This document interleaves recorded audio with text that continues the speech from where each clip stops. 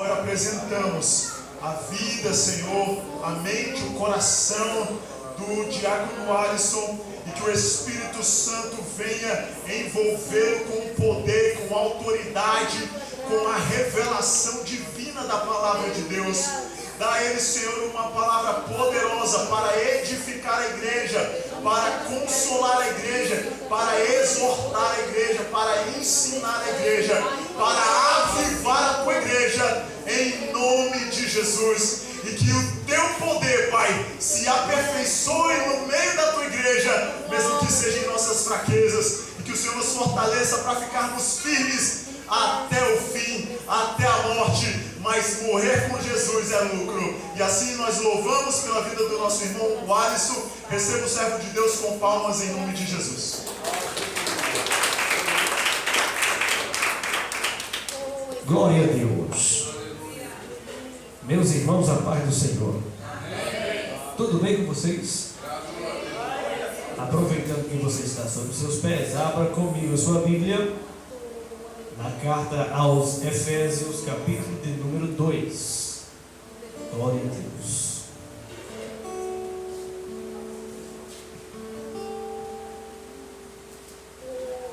Carta aos Efésios, capítulo de número 2. Nós vamos ler a partir do versículo 1 a seguir. Graças ao Deus Todo-Poderoso.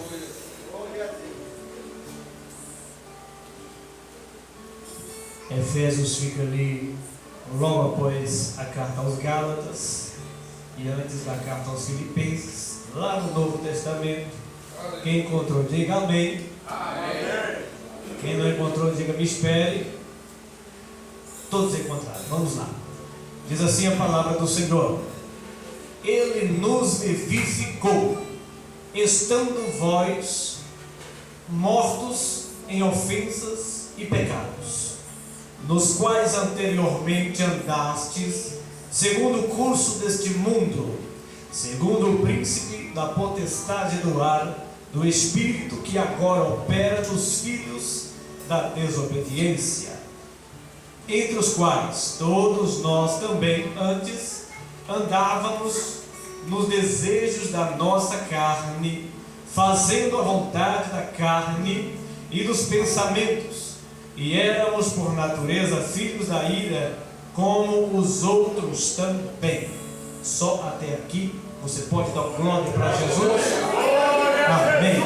Então sente-se e esteja à vontade, pois você está na casa de papai, e na casa de papai temos liberdade para adorar, para exaltar, para glorificar, porque papai está na casa nessa noite. Aleluia, glória a Deus.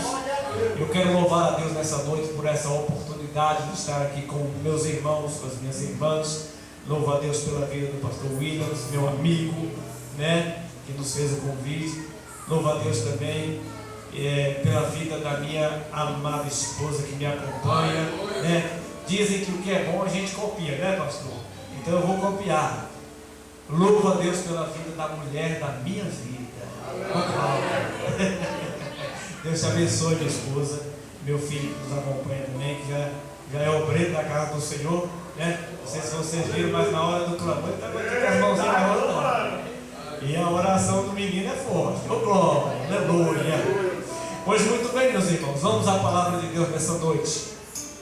Meus queridos e amados irmãos, nesta noite nós estamos em um culto denominado culto de libertação. E o culto de libertação, muitos acreditam, muitos desacreditam, muitos acham que é coisa simples e muitos acham que é coisa forte. Mas nessa noite nós estamos aqui porque nós acreditamos que aquilo que acontece na casa do Senhor é coisa forte. Aleluia. Se você está aqui nessa noite, se você veio até este lugar nessa noite, eu tenho certeza que não é porque você não tinha mais nada para fazer na sua casa. Não. Se você está aqui nesse lugar nessa noite, eu tenho certeza que é porque você veio primeiramente prestar ao Senhor teu Deus algo de especial que você tem. Não é tudo aquilo que o Senhor merece, mas é o nosso melhor. Porque o Deus que nós servimos, Ele é um Deus onipotente, onipresente, onisciente. Ele é o Criador dos céus e da terra e de todo o universo. Então tudo aquilo que nós pudermos fazer para agradecer e exaltar o nome dEle ainda é pouco para o tamanho da grandeza desse Deus que nós servimos. Aleluia e graças ao nome dEle. E nessa noite, meus irmãos, nós estamos aqui porque nós viemos a adorar a Ele, a agradecer a Ele, louvar o nome dEle, porque tudo é dEle, tudo é por Ele, e para Ele que são todas as coisas. Aleluia, louvado seja Deus. E se nós estamos aqui nessa noite é porque também nós temos certeza de que quando nós precisamos de libertação, é Ele que pode nos libertar, e somente Ele pode nos libertar. Ah, pregador, mas eu não preciso de ser liberto porque eu sou crente. Ah, pregador, eu não preciso ser liberto porque eu estou na igreja todos os cultos. Ah, pregador, eu não preciso ser liberto porque eu leio a Bíblia todos os dias. Eu não preciso ser liberto porque eu jejuo 3 vezes por semana.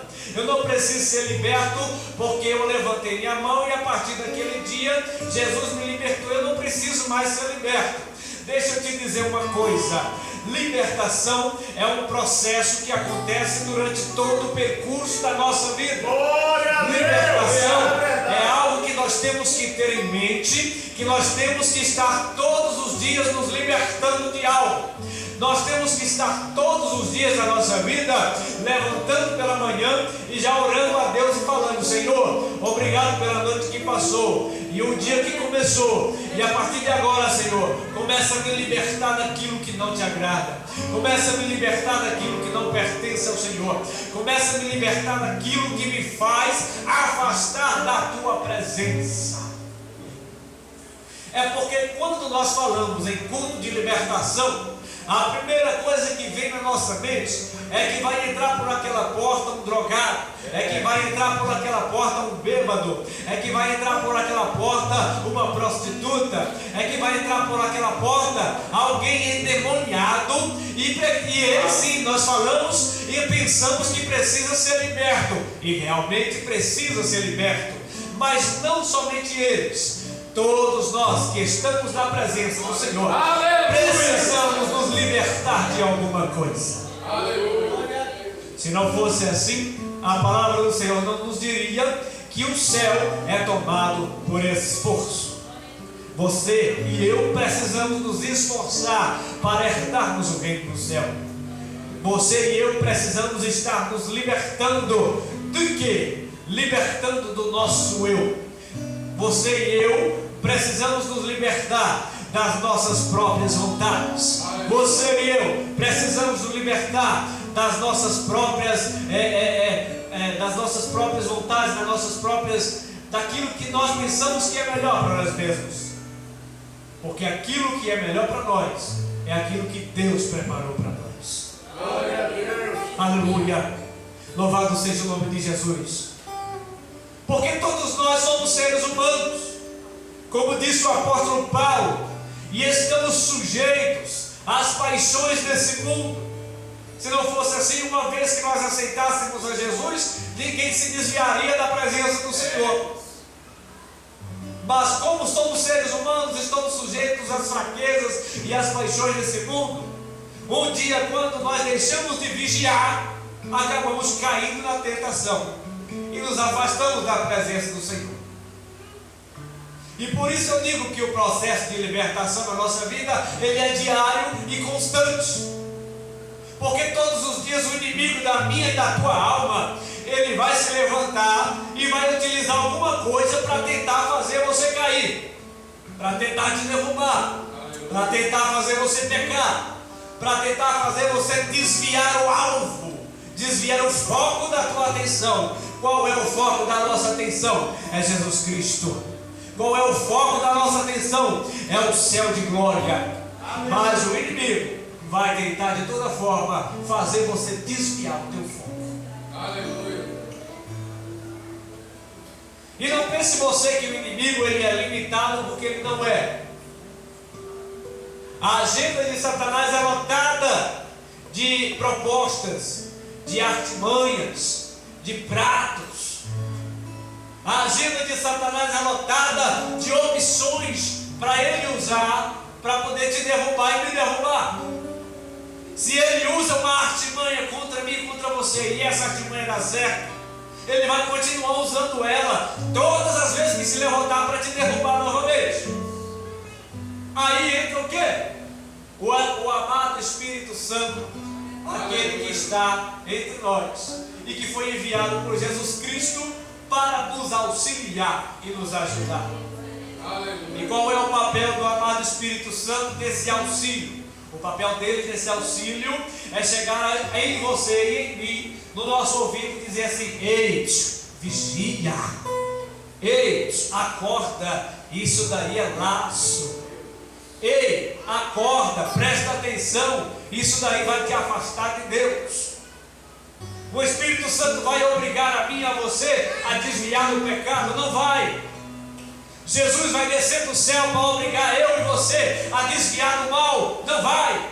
Isso é um papel nosso. Nós que temos que ter a capacidade de entender que quando nós nos afastamos de Deus é porque estamos nos aproximando do pecado. Nós é que temos que ter em mente que aquilo que nos afasta de Deus é aquilo que Satanás coloca para que nós possamos praticar. Aquilo que nos afasta de Deus é aquilo que nós devemos evitar em nossas vidas. Paulo, escrevendo aos Efésios, ele diz: Jesus Cristo, Deus Filho, Ele entregou a sua própria vida na cruz do Calvário para que vocês pudessem ser vivificados. Porque antes disso, todos nós éramos mortos para Deus, afundados e afogados em ofensas e pecados, que nos tira totalmente da presença do Senhor. É porque às vezes nós nos esquecemos do que aconteceu com Adão e Eva lá no princípio de tudo. Adão e Eva, que foram os primeiros criados por Deus, habitavam num jardim maravilhoso e tinham todos os dias a presença de Deus com eles, pois a Bíblia diz lá em Gênesis que todos os dias o Senhor Deus descia no jardim e conversava com Adão e com Eva, passeava no jardim. Quem sabe, parafraseando nesse momento, quem sabe Deus não chegava no jardim e ficava ali, abraçava com Adão e dizia: Adão, vamos dar uma volta nesse jardim, vamos ver como é que está. Adão, você já conseguiu nomear quantas espécies de animais? Ah, Senhor, já consegui nomear umas 35 mil. Pronto, Adão, beleza. Falta quanto? Falta essa parte aqui, Senhor, mas eu vou chegar lá. Então tá, meu filho, fica à vontade. Isso aí tá para você fazer. Todo esse jardim é seu. Você pode usufruir à vontade, porque eu criei, foi para você mesmo. Cadê Eva? Tá ali, Eva, vem cá, minha filha. Tá tudo certo, Senhor. Que maravilha, glória a Deus. Que bom que vocês estão felizes. Isso eu estou parafraseando, irmãos, estou imaginando, porque a Bíblia nos dá abertura para isso. A Bíblia nos faz viajar e imaginar a história para a gente entender como é que acontecia. Nós temos que parar com esse negócio de que o Evangelho de Cristo, a palavra de Deus, é algo fechado, é algo litúrgico. Não! Liturgia, ela nos prende e fecha a nossa mente, mas nós temos que abrir a nossa mente para entender a sã doutrina e a palavra de Deus. Glória. E eu imagino que Deus fazia isso todos os dias. Adão tinha tudo do bom e do melhor, e o melhor de tudo que ele tinha era a presença de Deus todo dia, fisicamente do lado dele. Mas aí o que aconteceu? Aconteceu o pecado. O que aconteceu? Aconteceu a tentação primeiro. Pois Deus disse: Adão, todo o jardim é seu, mas eu não quero que você toque e nem chegue perto da árvore que está no meio do jardim, muito menos que você coma do fruto dessa árvore, porque no dia que vocês comerem do fruto dessa árvore, vocês vão morrer. Aí o que aconteceu? Satanás, com sua astúcia, usou a serpente e foi lá tentar primeiro Eva. Por quê? Porque a Bíblia diz que o fruto era agradável aos olhos E Satanás usou isso. Preste bem atenção. Satanás não vai colocar algo feio na tua frente para tentar te derrubar. Ele sempre vai colocar algo agradável aos olhos. Aquilo que vai fazer o teu coração sentir desejo. Aquilo que vai fazer os teus olhos brilharem e desejarem. É isso que ele vai usar contra você. Foi assim que ele fez com Eva. Eva viu aquele fruto lindo, agradável aos olhos. E aí a serpente foi lá e falou: ei, é verdade que Deus disse que vocês podem comer desse fruto? Eva disse: não. Deus disse que a gente não pode comer desse fruto, porque no dia que a gente comer desse fruto, a gente vai morrer. Mas aí a astúcia do inimigo: não, conversa fiada, vocês não vão morrer não. Deus disse isso só para vocês não comerem, porque Ele sabe que no dia que vocês comerem desse fruto, vocês vão ser igual a Ele. Vocês prestaram atenção que Satanás utilizou algo que era do coração dele, de Satanás? Porque foi por esse motivo que ele foi expulso do céu. Porque quis ser igual a Deus, quis usurpar o trono de Deus, quis fazer Deus descer e ele subir. E a Bíblia diz que Deus, Ele é o único e suficiente, e nada pode roubar a glória do Senhor, e tampouco Ele divide a sua glória com ninguém. Mas aí Satanás usou dessa artimanha com Eva e usou algo que era dele, que era desejo dele, que era ser igual a Deus. E aí tentou, e Eva foi tentada e deu lugar à tentação, e pegou do fruto e comeu. E foi lá e levou para o seu esposo Adão, e ele também comeu. Caiu na tentação também. Aí começou o que? O pecado, porque a desobediência a Deus. De fato, Adão e Eva morreram naquele momento, porque Adão e Eva, antes do pecado, eram seres humanos, mas totalmente com seus corpos preparados e estruturados para suportar a glória de Deus, pois Deus descia fisicamente na terra e andava com eles. Mas a partir do pecado, eles perderam essa glória. A partir do pecado, eles perderam esse direito de se chegar a Deus fisicamente e de ver a presença de Deus fisicamente. Morreram e tiveram que sair do jardim e perderam o presente de Deus que Deus tinha dado a eles. Aleluia. Mas graças a Deus que o plano inicial do Senhor permaneceu de pé. Aleluia. Qual é o plano inicial do Senhor? O plano inicial do Senhor Deus é que o homem foi feito para viver eternamente e eternamente adorar e glorificar o nome dele. Aleluia. Aleluia. Glória a Deus. E com o passar do tempo, o pecado foi se alastrando, se espalhando e foi causando discórdia na terra. Mas um certo dia, Deus abriu mais uma oportunidade para que o plano perfeito dele continuasse de pé. Qual foi essa oportunidade? Foi Jesus. Qual foi essa oportunidade? Foi o Messias prometido, aquele que veio e entregou a sua vida na cruz do Calvário, para que antes aquele povo que estava distante, que estava morto, afogado no pecado, pudesse ter uma chance de novamente chegar-se perto do Senhor, pudesse ter uma chance de novamente ver a glória do Senhor e pudesse ter uma chance de novamente viver eternamente com Cristo, com Deus na eternidade. Mas aí o que aconteceu? O plano continua de pé. Todos nós ainda somos feitos para vivermos eternamente e vamos viver eternamente. A Bíblia nos ensina que o que é totalmente limitado é o nosso corpo carnal, esse aqui que nós estamos vivendo aí e utilizando por um pouco espaço de tempo. Mas quando o tempo desse corpo carnal terminar, a Bíblia nos ensina que esse corpo carnal, ele vai ser revestido, da incorruptibilidade e da imortalidade.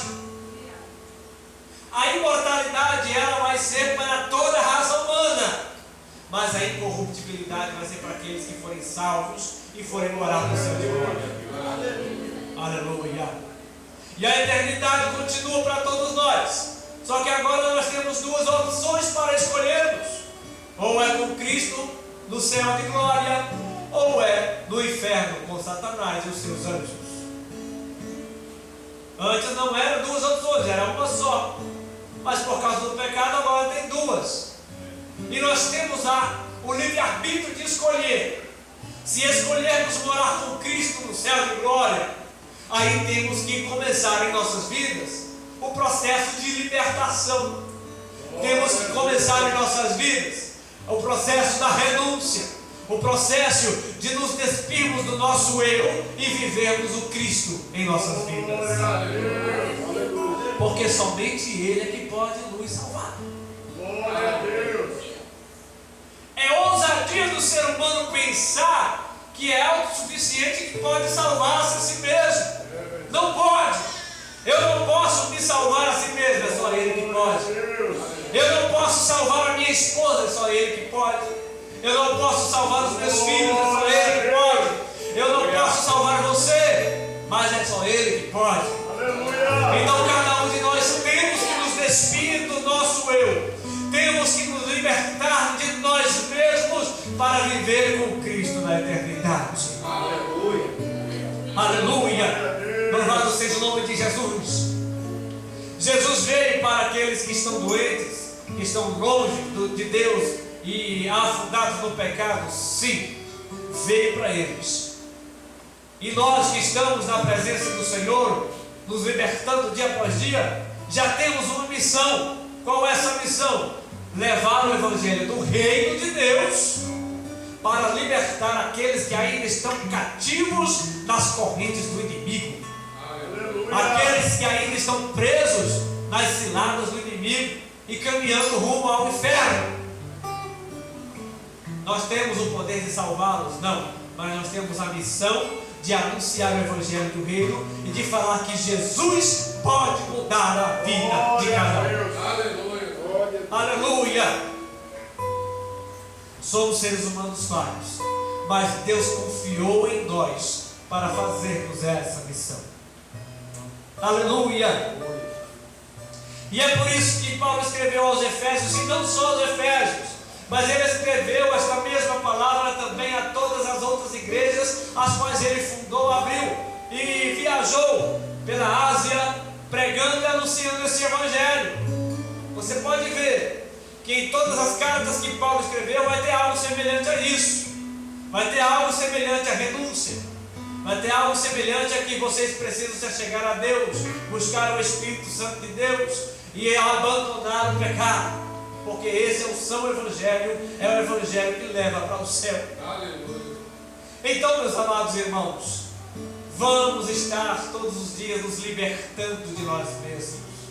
Vamos estar todos os dias nos libertando daquilo que nos afasta de Deus. Cada um de nós temos a plena consciência do que é que nos afasta de Deus. Pode ser que algo que me afaste de Deus pode não afetar você. Então eu tenho que saber o que é que me afasta de Deus. Você tem que saber o que é que te afasta de Deus e fugir disso. Resistir ao diabo, suportar a tentação, para que você possa receber a coroa de glória. Aleluia! Louvado seja o nome de Cristo. É uma palavra dura de se ouvir, sim, mas é uma palavra que vai te libertar. É uma palavra difícil de ouvir, mas é o Evangelho do Reino. Ela vai te curar depois. Glória a Deus. Vai machucar agora, mas vai te curar e te dar vida depois. Porque quando nós nos alimentamos dessa palavra e fazemos conforme a palavra do Senhor nos ensina, nós só temos a ganhar. Irmãos, o céu ainda está preparado para nós. O projeto de Deus ainda está de pé, não morreu. O mesmo Deus que prometeu aos apóstolos que voltaria, Ele vai voltar. O mesmo Jesus que subiu aos céus, e prometeu que não nos deixaria órfãos, Ele ainda está de pé e cumpre a sua promessa. Aleluia. Ele não nos deixou órfãos, Ele não nos deixa sós, Ele não nos abandona. Por mais que às vezes nós abandonemos ao Senhor, Ele não vira as costas para nós. Ele não nos deixa sós. É porque quando nós alimentamos o nosso eu, nós começamos a pensar que somos autossuficientes. Eu sei o que é melhor para mim, eu sei o que é melhor para minha família, eu sei o que é melhor para tudo aqui. Tem muitos que têm a audácia de dizer: eu não preciso de Deus, eu sei o que é melhor para mim, o que é bom, e eu vou viver do jeito que eu acho que é melhor. Vai, continua. Continua para você ver aonde é que você vai chegar. Nós não sabemos o que é bom para nós, nós não sabemos o melhor para nós, mas Deus tem o melhor para nós. Meus amados irmãos, eu me surpreendo todas as vezes que Deus me abençoa, porque quando eu penso que eu estou abençoado, Deus ainda melhora um pouquinho mais. Quando eu penso que, isso aqui, nossa, para mim está suficiente, estou feliz, mas aí Deus diz: não, você aguenta mais um pouquinho, e ainda abençoa mais um pouquinho, porque tudo que eu tenho hoje, tudo que eu sou hoje, eu não tenho mérito nenhum de mim mesmo, mas tudo é por causa dele. Porque a partir do dia que eu fiz a melhor escolha da minha vida, que foi entregar a minha vida por completo nas mãos do Senhor, meus irmãos, Ele sempre me surpreende. Pregador, você não passa por luta? Irmão, é o que eu mais passo na vida, é luta. Mas nós não temos que olhar para a luta, não. A gente tem que passar pela luta e olhar a grande vitória que o Senhor nos concede. Às vezes nós perdemos o foco prestando atenção em luta, prestando atenção no tamanho da prova, no tamanho da luta, e aí nós esquecemos de ver o tamanho da vitória. Muitas vezes nós estamos recebendo a bênção, recebendo a vitória e não percebemos, porque estamos olhando o tamanho da luta. Então esquece a luta, irmão. Você vai ter luta sempre até o dia que Jesus voltar ou você morrer.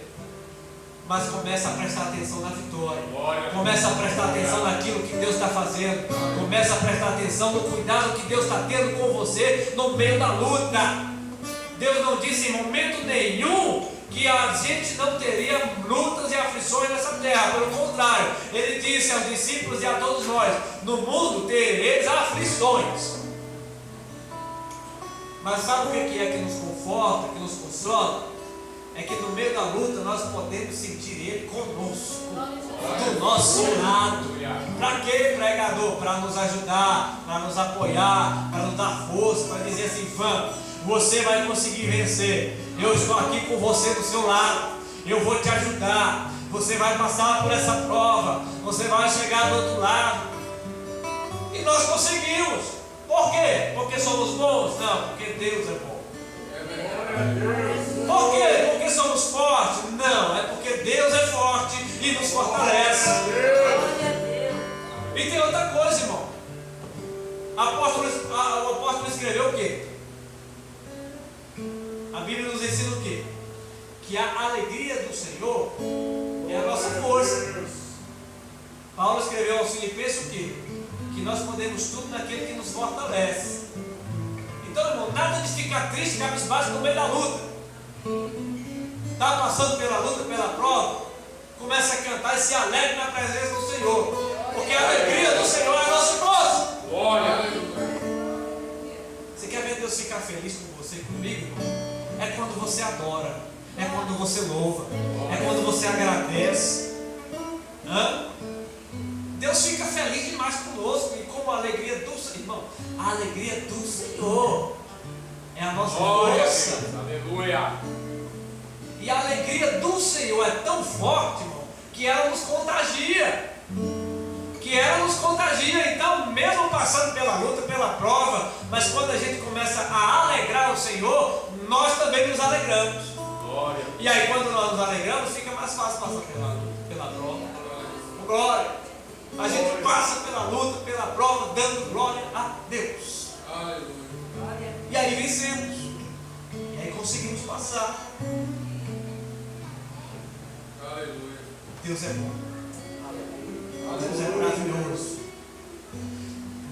O versículo 4 aqui de Efésios capítulo 2, para encerrar essa palavra nessa noite, diz assim: mas Deus, que é riquíssimo em misericórdia, pelo seu muito amor com que nos amou, estando nós ainda mortos em nossas ofensas, nos vivificou juntamente com Cristo. Aleluia. Pela graça sois salvos. E nos ressuscitou juntamente com Ele, nos fez assentar nos lugares celestiais em Cristo Jesus, para mostrar nos séculos vindouros as abundantes riquezas da sua graça, pela sua benignidade para conosco em Cristo Jesus. Oh, glória! Aleluia! Pela graça somos salvos. O Senhor, que é riquíssimo em misericórdia, sabe o que quer dizer isso, irmão? Que nós não somos salvos não é porque nós merecemos, não, porque nenhum de nós merece. Nós somos salvos pela graça, pela misericórdia do Senhor. Você tem a sua casa hoje, não é porque você merece, não, é porque Deus é misericordioso e porque Ele te ama.